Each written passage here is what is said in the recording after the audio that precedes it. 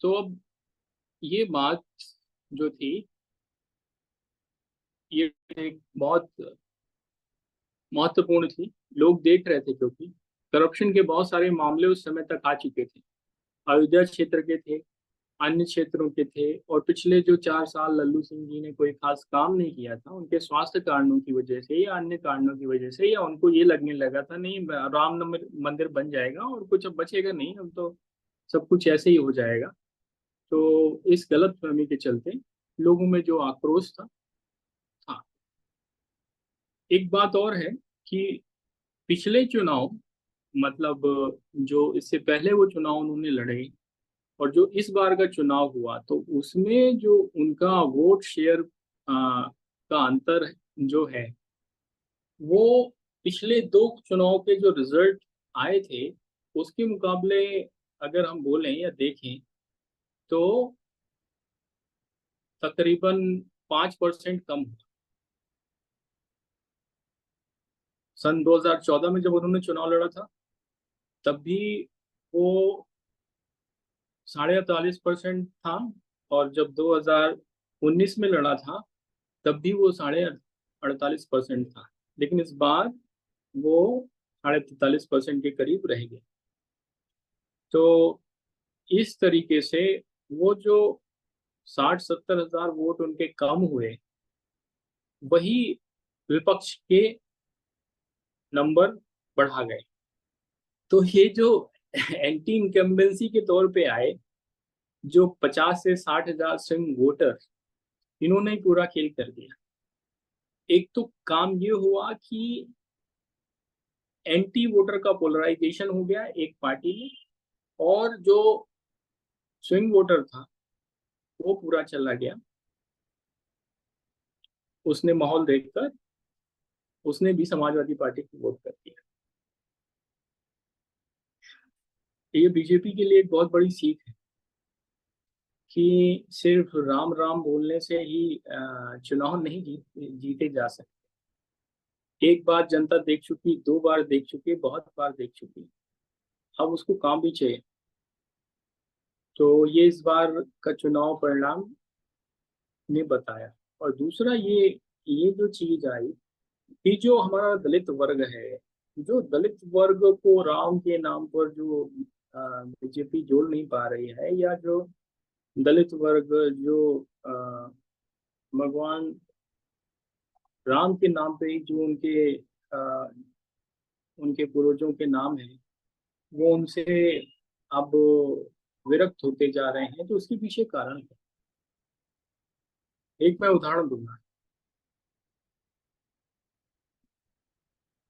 अभी कुछ 4 दिन पहले संसद में सभी सांसदों को शपथ दिलाई गई, अवधेश प्रसाद जी को भी दिलाई गई। तो अवधेश प्रसाद जी जब वहां पे शपथ लेने जाते हैं, तो उन्होंने सारे जितने दलित विचारक और चिंतक हैं उनकी जयकारे के नारे लगाए, लेकिन प्रभु श्री राम का नारा उन्होंने नहीं लगाया।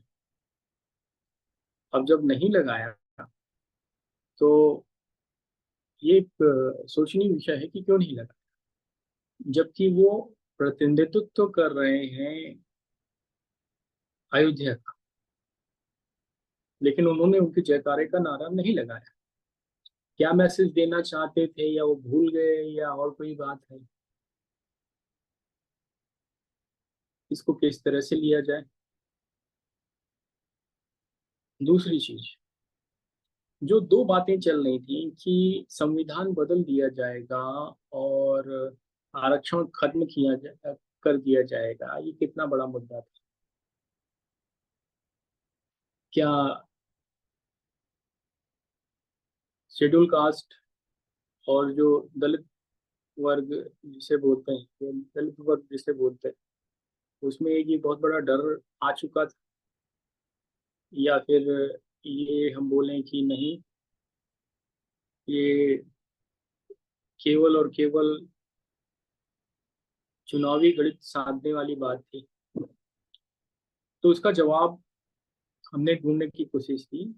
हमारे कुछ साथी उन क्षेत्रों में गए, तो जान के ये एक बहुत बड़ा आश्चर्य हुआ कि वहां पर पिछले 30 सालों में बहुत सारे लोग जिनके पिता का नाम या दादा का नाम या उनका खुद का नाम में राम है, वो अब अपने को बौद्ध बोलते हैं। अब ऐसा कैसे हो गया? भगवान राम का क्षेत्र है और वहां पे इतने सारे बौद्ध कैसे आ गए? वो भगवान राम जो शबरी और निषाद राज सभी के लिए सम्मान भाव रखते थे, वो भगवान राम जिनकी गाथा और कथा स्वयं भगवान महर्षि वाल्मीकि ने लिखे, जो कि खुद ही एक कोली बिरादरी से थे। और ये हुआ कैसे, और हमारा साधु संत समाज क्या कर रहा था, या उसको इन सब चीजों से लेना देना नहीं?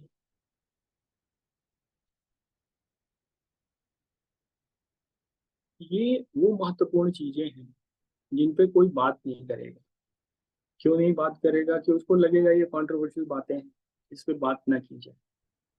लेकिन ये बात जो है, किसी को तो करनी होगी। जो हमारी संस्कृति है, जो हमारी संस्कृति का मूल आधार है,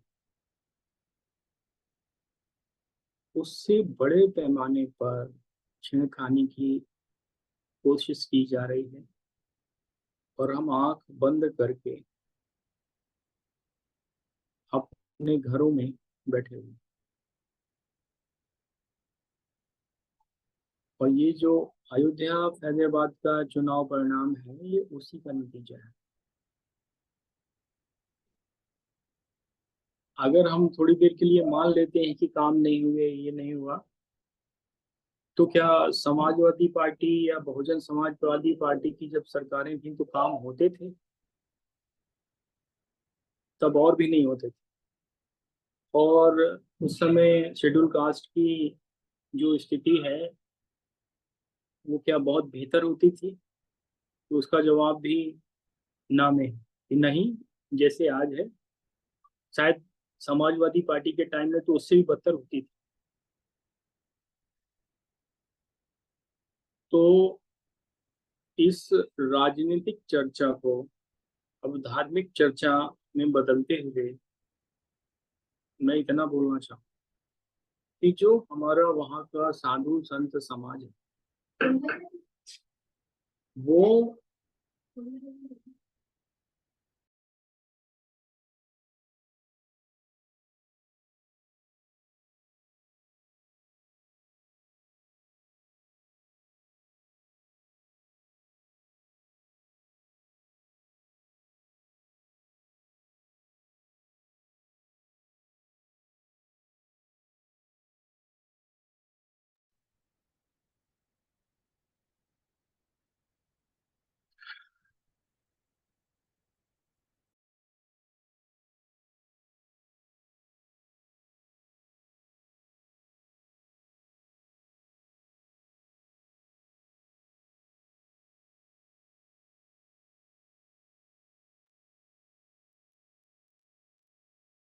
क्षमा चाहूंगा। तो जो हमारा वहाँ का साधु संत समाज है, वो इस बात को माने या ना माने, लेकिन पिछले 30-40 वर्षों में उनकी तरफ से जो सामाजिक स्तर पर जो काम होना चाहिए वो नहीं। और उसकी ही ये एक परिणति है जो इस तौर पर दिखाई। एक और उदाहरण ले, जो वहाँ के प्रमुख मंदिर हैं, और जो उन प्रमुख मंदिरों में आज लोग बैठे हुए हैं, या जो जो राम जन्मभूमि ट्रस्ट बनाया गया है उसकी जो कर्ता धर्ता है, वो कौन लोग हैं, पहले क्या करते थे, उनमें से कुछ लोगों के बारे में बहुत सारी चीजें पब्लिक डोमेन में हैं। और अगर बात होगी तो सारी चीजों की बात होगी।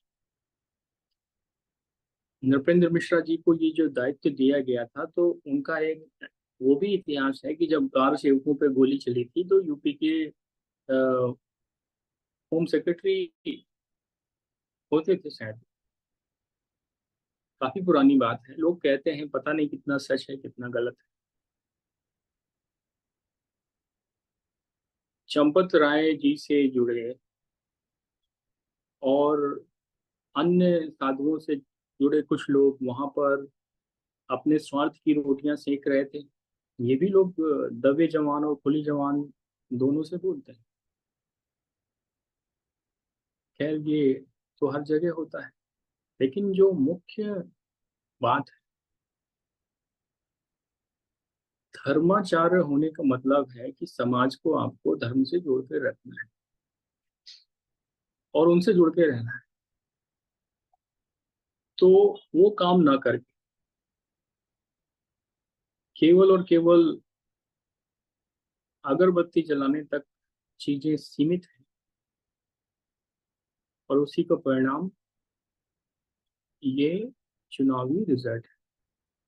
ये जो चुनावी रिजल्ट आया, इसकी चर्चा पूरी दुनिया में हुई, पूरी दुनिया में हुई। और आज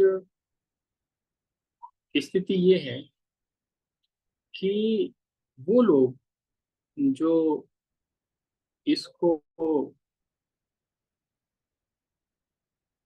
नहीं समझते, और वो लोग जो इसको समझते हैं, दोनों के लिए ही ये एक ऐसा प्रश्न बन गया है जिसका उत्तर वो जानना चाहते हैं। तो इस स्थिति में क्या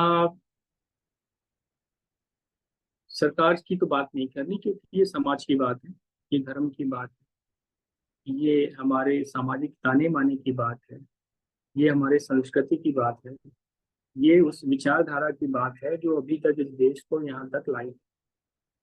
ये उस सोच की बात है, जिस सोच पर हमारी आज की सामाजिक व्यवस्था टिकी हुई है। उसको कैसे बचाया जाए, उसको बचाने की बात है। उसको मजबूत कैसे किया जाए, उसको मजबूत करने की बात है। तो एक और प्रश्न आ जाता है कि क्या सिर्फ मंदिर बनाकर आप हमारी बिखरती हुई सामाजिक व्यवस्था को सही कर सकते? तो जवाब ना में है। हमें अपने सामाजिक व्यवस्था को बचाने के लिए, अपने सामाजिक संरचना को मजबूत करने के लिए एक समग्र रूप से काम करना होगा। मंदिर उसका एक हिस्सा है, लेकिन अन्य पक्ष भी है इसके, जिसमें शैक्षणिक पक्ष है, जिसमें कि हमारा सेवा का पक्ष है, जो हमारा अनुशासन का पक्ष है। लोग धर्म को जाने, धर्म क्या होता है, उसका पालन करें, मिथ्याचारी ना बने, जिनके मनसा वाचा कर्मणा में एक रूपता नहीं होती, वो मिथ्याचारी की श्रेणी में आते हैं।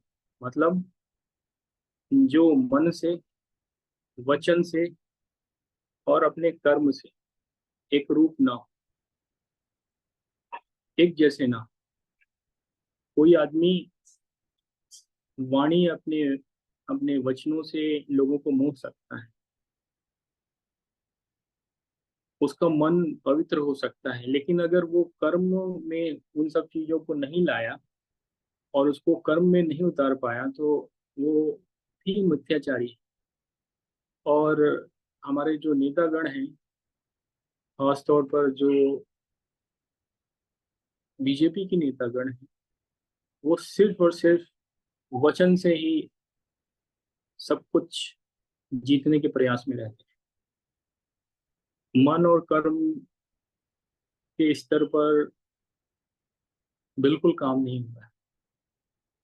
जिस विचारधारा की बात वो करते हैं, वो विचारधारा क्या है क्या नहीं है, वो ज्यादातर लोग बोलते हैं जिनको राजनीतिक समझ है। और जिनको नहीं समझ में है, समझ है, तो वो उनकी बात कहनी क्या। ये एक आत्मोल्लेखन का भी विषय है। ये सिर्फ बीजेपी के लिए नहीं है, बल्कि मेरा तो कोई लेना देना भी बीजेपी से नहीं। ये एक पूरे समाज के लिए आत्मावलोकन का विषय है कि वो क्षेत्र, वो जगह जहां पर लोग क्लेम करते हैं कि राम राज जब आएगा तो राम राज्य कुछ इस तरह आता है 4 महीने में कि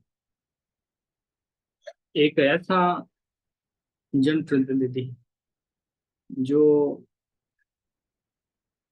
मन से भगवान राम को भी नहीं मानते, उसको वहां की जनता चुन लेती है। कैसे चुनती है? धोखे से चुनती है, या जानबूझ के चुनती है, या फिर बहुत चतुराई से विरोधी दलों द्वारा उसको जिताया जाता है, वो एक अलग विषय है। लेकिन वो जीत गया, और वो जीत गया तो जो हारा या जो विचारधारा हारी, उसको इससे सीख लेना ही पड़ेगा। क्योंकि अगर सीख नहीं लिया तो वो आज अयोध्या हारी है, कल यूपी हारेगी, परसों पूरा देश हारेगी। और वो धीरे धीरे विचारधारा एक हारी हुई विचारधारा बन जाएगी। वो एक हारी हुई संस्कृति का हिस्सा बन जाएगी, और लोग उसको भुला देंगे या लोग उससे अलग हो जाएंगे। ये एक डर है।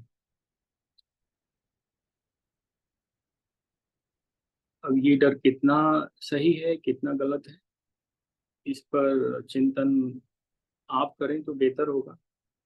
क्योंकि जो हम कुछ व्यक्तियों ने जो इस पर सोचा, जो चिंतन किया, वो आपके समक्ष मैंने रख दिया। हमारे एक साथी कुछ नेटवर्क की समस्या के चलते नहीं जुड़ पा रहे, तो इतना ही कहना था।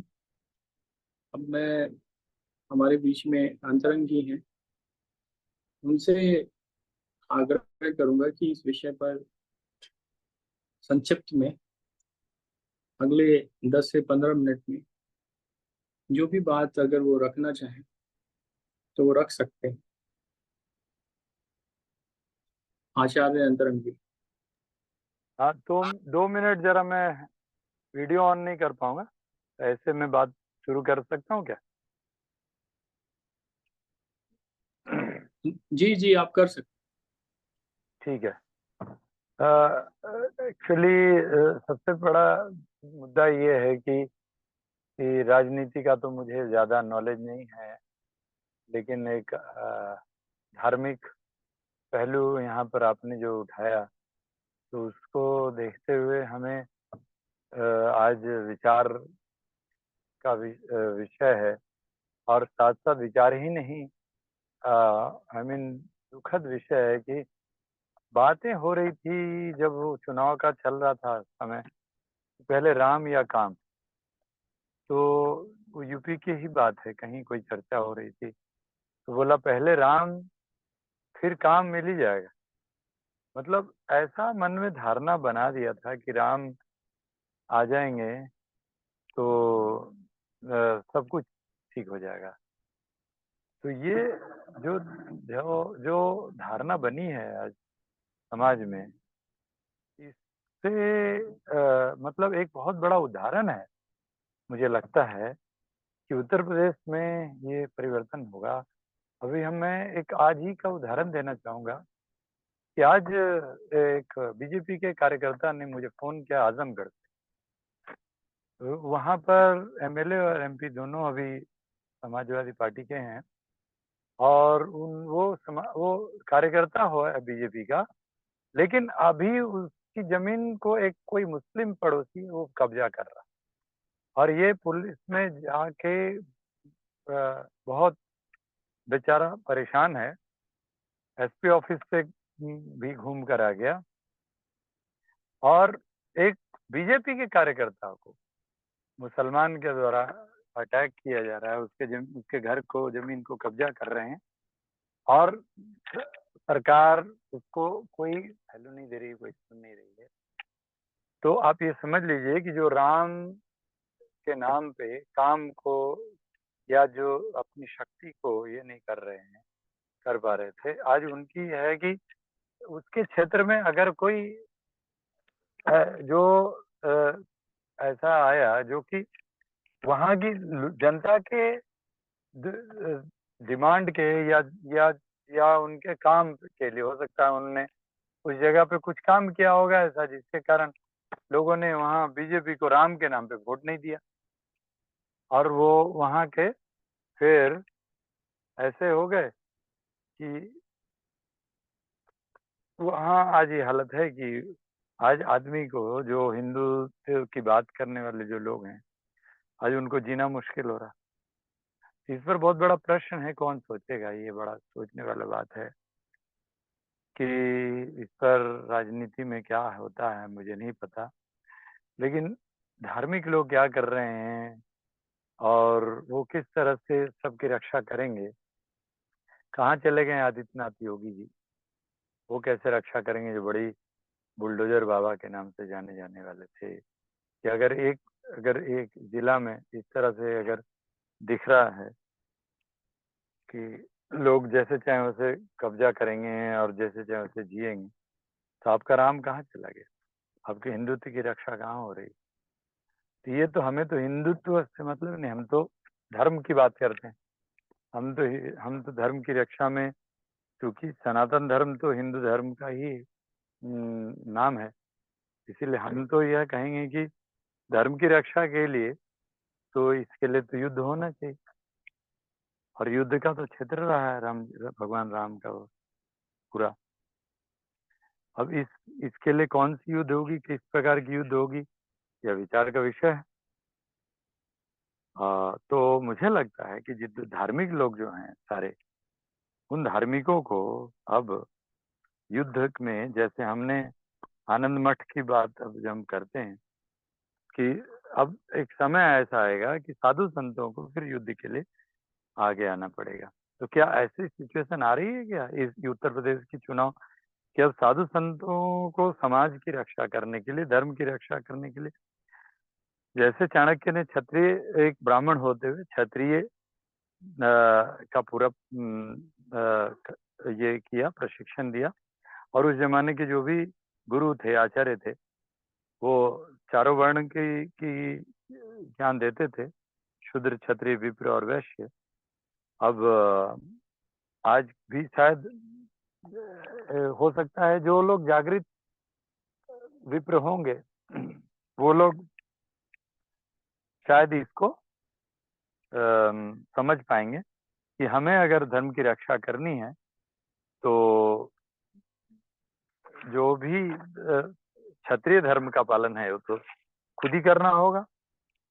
और उसी प्रकार वैश्य, अगर इसको इस तरह से लिया जाए कि ये एक स्ट्रेटजी है, जैसे अंग्रेजों के ये में था कि वो वैश्य थे वो लोग और उन्होंने फूट डालो राज करके राजनीति का ये किया और इसमें उन्होंने हिंदू मुसलमानों को लड़वा दिया, कश्मीर को बीच में लाकर आज तक का मुद्दा बना दिया।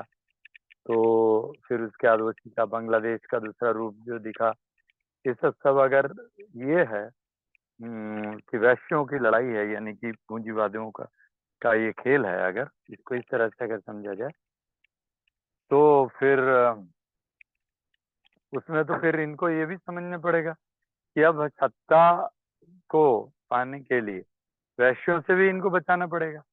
यानी मेरा संकेत उस तरफ है कि अगर जो अनएम्प्लॉयमेंट इतना ज्यादा मास स्केल में बढ़ गया है और इस मास स्केल में अनएम्प्लॉयमेंट के कारण अगर राम राम करते करते लोग भूखे मर रहे हैं और पूरी जो एग्रीकल्चर है, पूरी जो इंडस्ट्रियलाइजेशन है, उसकी उसकी कोई किसी की उस तरफ ध्यान नहीं, और capitalistic economy in the name of development और बड़ी बड़े इंडस्ट्रीज का आना और फिर इसको सबको कुछ पूंजीपतियों के हाथ में देना, जैसे प्राइवेटाइजेशन होना, ये क्या उस और संकेत है?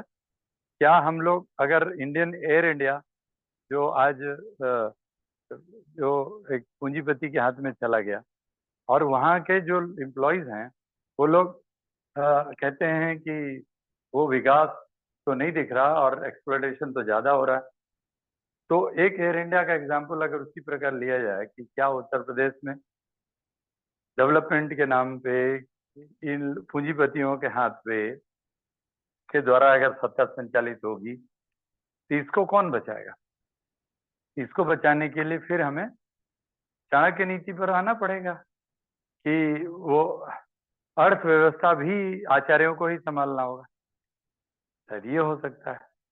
यानी कि फिर यह संकेत उस ओर है कि जो हमारे धार्मिक लोग हैं, जो धर्म के रक्षक हैं, उनको धर्म जब चार पुरुषार्थ का आधार है तो धर्म अर्थ काम मोक्ष, यानी उनको फिर अर्थ की रक्षा करने के लिए भी धार्मिक लोगों को ही आगे आना होगा। तो ये एक दूसरा पहलू है, ये एक बहुत बड़ा संकेत है। अब इसको क्योंकि अयोध्या में क्या हुआ ये समझ में नहीं आता कि अयोध्या जैसी जगह पे जहाँ पर इसी मुद्दे पर आप ये हैं और इस पर वो कौन समझेगा कि क्यों नहीं डेवलपमेंट हो रहा है, सॉरी क्यों नहीं वहाँ पर हम अपनी सत्ता को ला पाए और फिर हम लोग सत्ता नहीं ला पाया, राम का जो कार्ड था वो क्यों नहीं काम किया। तो अंत में मैं यही समझ में आता है मुझे कि राम इसीलिए नहीं काम किया क्योंकि राम तो मर्यादा पुरुषोत्तम है, राम तो कर्मयोगी हैं, राम तो आदर्श हैं, राम तो विचार हैं, और अगर विचार हैं तो राम तो फिर उसके बाद उस विचार को तो हमें विचार के रूप में, ज्ञान के रूप में, आध्यात्मिक चेतना के रूप में उसे इस्तेमाल करना होगा। और उनकी जो आदर्श हैं, उनके जो विचारधारा है, जो आदर्श, सबसे पहला आदर्श उनका है कि देखो वह नीति नीति नीतिज्ञ हैं। तो राम जी की आप मूर्ति स्थापित करते हो, या राम लल्ला, राम लल्ला को कौन जानता है? आप वो राम जी का जो बच्चे वाला छवि को कौन जानता है? राम जी को तो हम योद्धा के रूप में जानते हैं जो रावण के खिलाफ संग्राम किया। तो आप कौन से राम को लाना चाह रहे हैं? तो मतलब कि हम आज ऐसे ऐसे राम के भक्त बन जाएं जो लोग जो रावण, जो जिस रूप में अभी जो रावण की हम बात किए कि जो हमारी संपत्ति, यानी इस पर एक श्लोक आता है, क्षेत्र धारा पारिश शस्त्र धारा धनपा अग्निदर गदस्यवे सड़ते आतताइना। ये जो आतंकवादी है रावण के रूप में, जितने जो हमारी जो पूरी जो इकोनॉमी है उसको डिस्टर्ब कर रहे हैं, हमारी पूरी जो मानवीयता है, जो मानवीय मूल्य है उसको खत्म कर रहे हैं, जो हमारी संस्कृति है उसको खत्म कर रहे हैं, तो वह सब राक्षस। तो उन राक्षसों से लड़ने के लिए भगवान राम ने संग्राम सिखाया। तो उस संग्राम को राम के भक्त को तो खड़ा होना पड़ेगा ना, जय श्री राम बोलने का क्या अर्थ है? या हनुमान जी के भक्त को तो खड़ा होना पड़ेगा ना। इसीलिए बहुत बड़ी चुनौती है, बहुत बड़ी चुनौती है। इसलिए सारे राम भक्तों, उत्तिष्ठ जागृत प्राप्य वराण्य बोधत, उठो जागो और रुको नहीं जब तक पा न लो, धर्म की रक्षा जब तक कर न लो तब तक रुको नहीं। यही संदेश है हमारा। क्षुरस्य धारा निश्चिता दूरत्या दुर्गम पतस कवयो वदन्ति। क्योंकि यह जो धर्म का रास्ता है इसमें तो बहुत संग्राम है, क्योंकि यह छुरे के धार पर चलने के समान है। और इसमें जब तक नैतिकता नहीं होगी, यानी धर्म अर्थ काम मोक्ष का ये चार पुरुषार्थ का सामंजस्य नहीं होगा, तब तक इसकी रक्षा नहीं हो सकती। इन्हीं शब्दों के साथ मैं यही कहना चाहूंगा कि अयोध्या की हार या जो राम के नाम पे जो राजनीति हुई, उसमें जो उत्तर प्रदेश की जो शिकस्त है उसको समझना है। और उसके लिए हमारे जो ज्ञानी भाई हमारे अभिषेक भाई ने जो बातें रखा, बड़ा ही ये है कि प्रासंगिक है कि इस पर कौन सोचेगा, कैसे इसमें परिवर्तन होगा। यह विषय है, इस पर सोचने की बात है। धन्यवाद।